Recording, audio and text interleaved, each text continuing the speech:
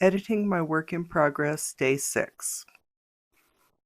I haven't gotten anything done yet again today because we were at the Nevada State Museum this morning for a book event, and when we got home, I took a nap. Peopling is hard, but it was a lot of fun. We did not sell anything personally, but the State Museum gift shop had purchased copies of our books previous to the event, and 3 copies of my books sold and 2 copies of JT's books sold. So even though we didn't sell anything while we were there today, over the last, I think, couple of weeks since we dropped those books off, they did sell, which was awesome. So let's see, 3 of my books sold there, and JT said that 3 of my books have also sold online this month. So I've actually sold 6 copies of Passion Restored. I'm so excited. I'm just kind of flabbergasted. I wish I know what I did so I could do it again. So I'm hoping that maybe the fact that I am editing the next book in the series maybe is inspiring people to check out the first book. So we'll see if that continues, but I am going to do some editing here very soon. I want to at least finish the chapter that I started working on yesterday. I'm over halfway through the edits right now, and I think I'm still on track. Let me see. I think for the next week, I have nothing else planned except to edit. So I'll definitely be doing that. And right now I'm trying to wake up because it was a good nap. It's always nice. I was sitting in my recliner just trying to recoup my strength so that I could go do some editing, and JT threw a few blankets over me and I was out. Naps are the best sometimes, aren't they? And the weather is a little cool today. It's windy and gloomy, and we may get snow tomorrow, which after all the nice temperatures we were having is, typical for Nevada, really. But I think it's been happening in other parts of the country as well. So I guess it's not just a Nevada-centric thing. But we will typically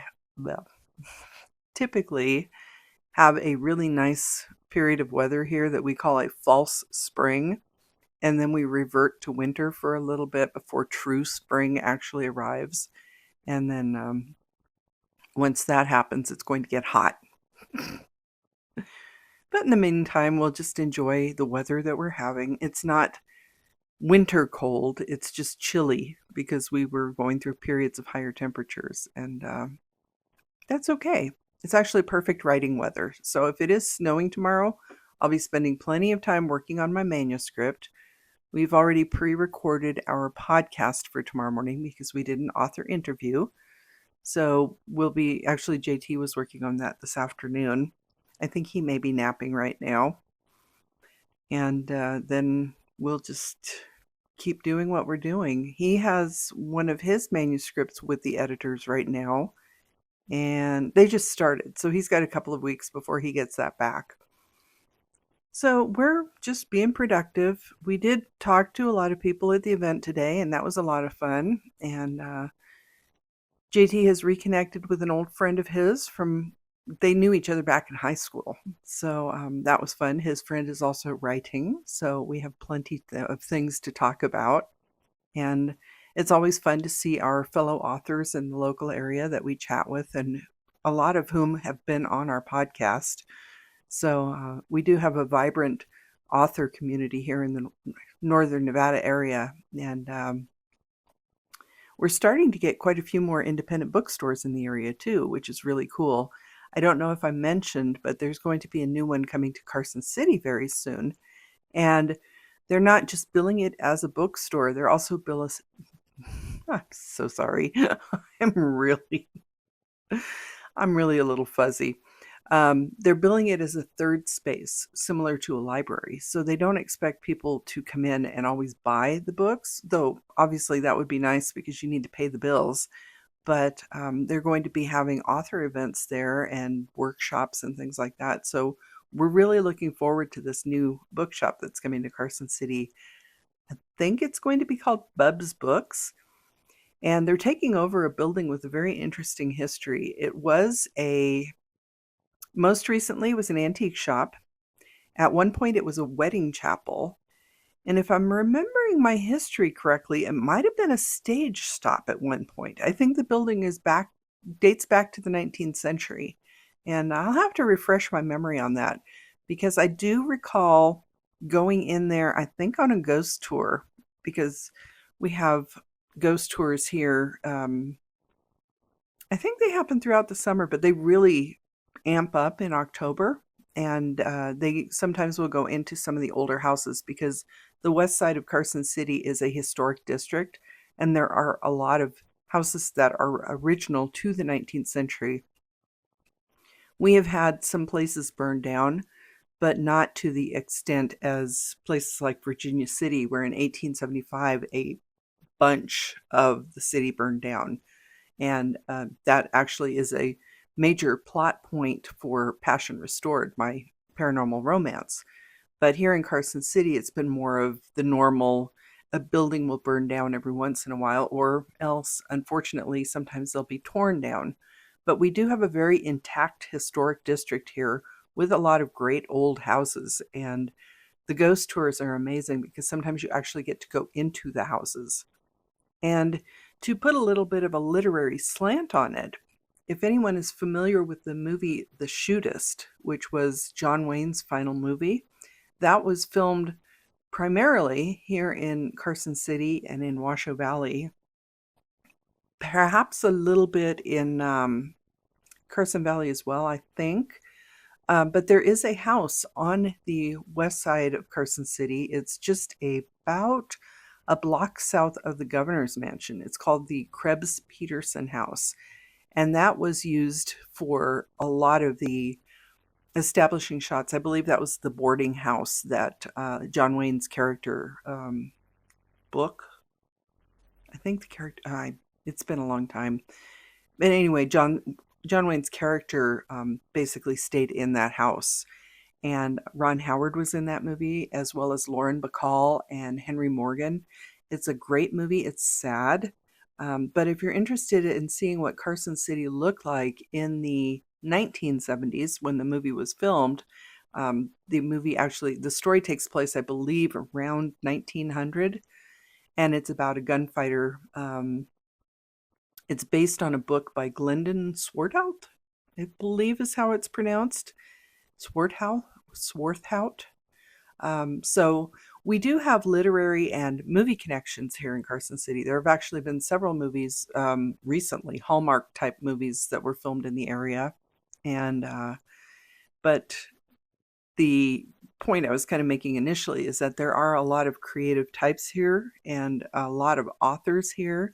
And we're also getting a lot of independent bookstores here. So it's going to be a really fun place to visit. And if you happen to live somewhere else, if you are nearby in maybe California or something, definitely swing by and visit us.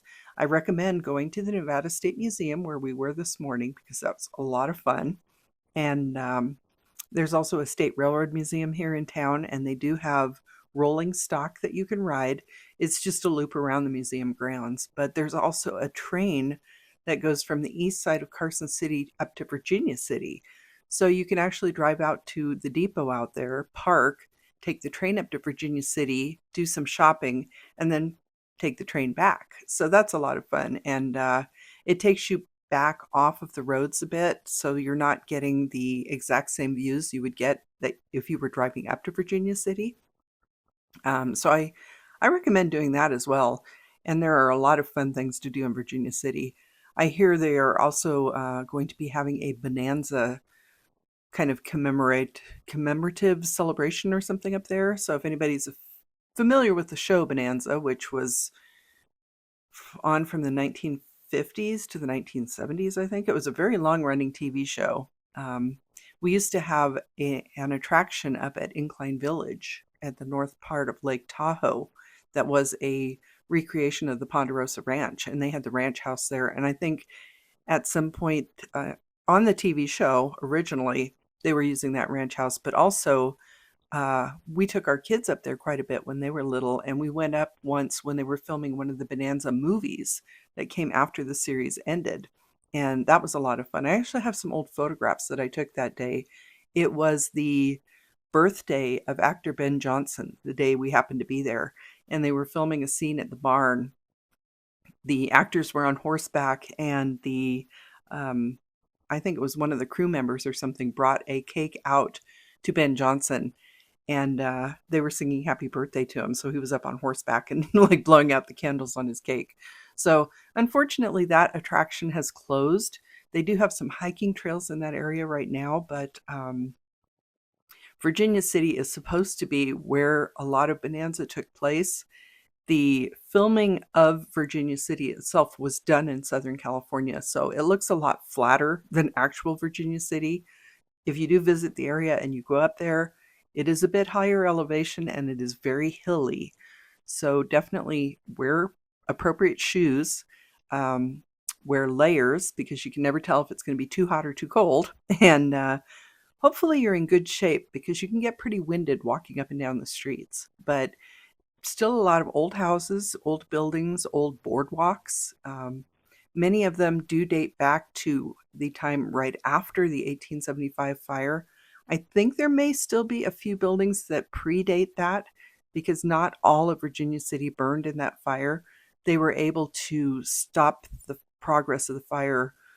I'm not 100% sure, but I had heard that they dynamited the Catholic Church to help stop the forward progress of the fire. And I've never been able to confirm that, but it's possible.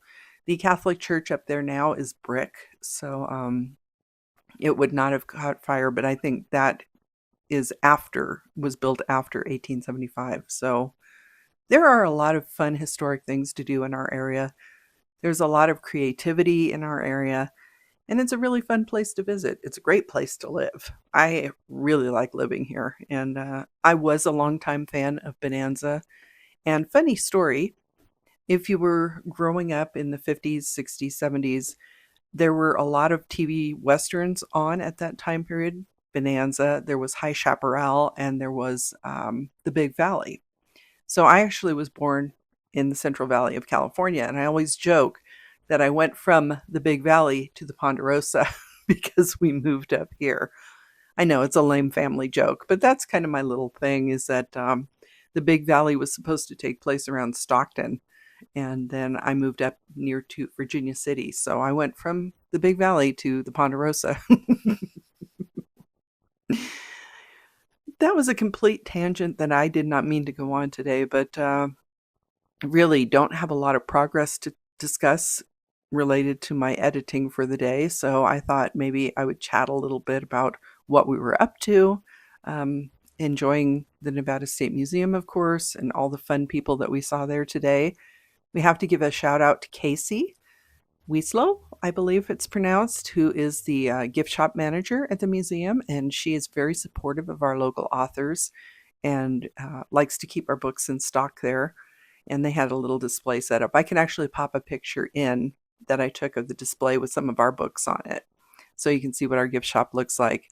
And I will try to pop in a short video that I took this morning. It's not great quality because I haven't done a lot of walking video, and I don't think my phone is actually really cut out for that type of thing. So if I'm going to do those types of videos in the future, I may have to consider some other camera to do walking videos, but I'll see if I can maybe slow it down a little bit so it's not so jerky, and I'll turn off the sound because there's just a lot of background noise. But I can show you how the space was set up for the book event today. So if that works out, it will be at the end of this video. If you don't see it, it's because I couldn't figure out how to do it. I'm really not great at editing. I'm still learning. I'm getting better, but it takes time. And once I get these two manuscripts under control and off to the publication process, um, I think I will spend a little more time trying to improve my YouTube videos because I'm having so much fun with it. I want to try some different things, but I don't want to do it to the detriment of the projects that I'm working on right now. So that's what we've been up to today. I am waking up a little bit now, of course, at the end of the video. So I apologize for the ramblings and the incoherent mumbling as I was tripping over my tongue because I was just waking up. I had literally just woken up and decided to do the video. Maybe not the best idea, but what's done is done. So I thank you for joining me again. I hope you're having a wonderful day and a wonderful weekend wherever you are. It is Saturday as I'm recording this, April 11th, 2026. JT and I don't have any more events planned for, I think our next one is on Mother's Day. So have a few weeks to concentrate on writing and editing and getting things out. And then we'll just see what happens after that. But in the meantime, again, I thank you for joining me. I hope you're having a wonderful day and a wonderful weekend. And I will talk to you again tomorrow. I'm Cassidy Carson, and this is The Life of a Writer. Take care.